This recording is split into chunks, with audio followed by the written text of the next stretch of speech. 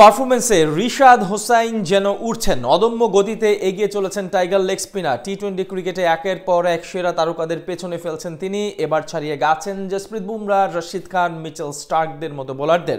এছাড়াও তার ধারে গেছেন এই অনেক নামি দামি বোলাররাও, আর তাতে নতুন এক রেকর্ড গড়েছেন এই ক্রিকেটার। যেভাবে বুমরাহ, রশিদ খানদের পেছনে ফেলেছেন তার বিস্তারিত থাকছে প্রতিবেদনে।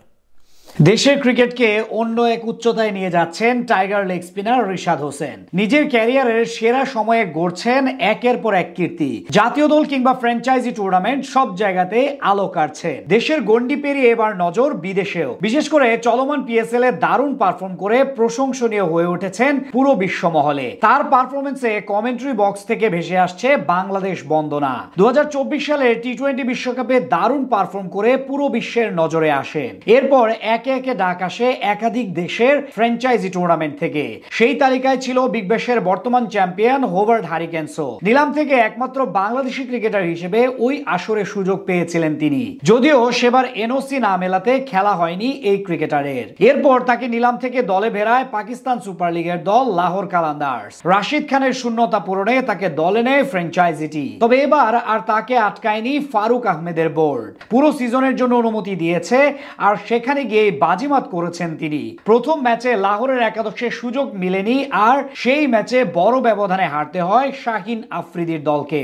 তবে দ্বিতীয় ম্যাচে দলের সুযোগ পেয়ে জয়ে ফেরান দলকেও। পিএসএল এর অভিষেকেই তুলে নেন 3 উইকেট। দারুণ বোলিং করে বুঝিয়ে দেন বেঞ্চে নয় মাঠে রাজত্ব করতে এসেছেন। প্যাভিলিয়নে ফেরান রাইলি রুশোর মতো ব্যাটারকেও। প্রথম ম্যাচের চেয়েও দ্বিতীয় ম্যাচে ছিলেন বেশি দুর্দান্ত।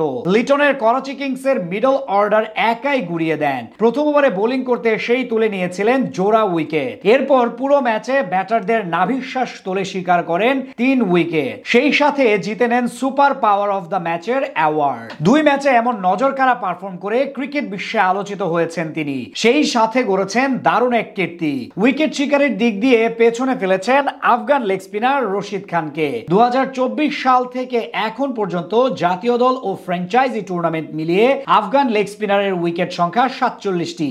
বিপরীতে পিএসএল এ 6 উইকেট শিকার করা রিশাদের উইকেট সংখ্যা 48টি। বিপরীতে বিশ্বের বাঘা বাঘা পেসাররাও আসতে পারেননি রিশাদের ধারে কাছে। ভারতীয় পেসার জসপ্রীত বুমরাহ কিংবা মিচেল স্টার্কের অবস্থান অনেক পেছনে।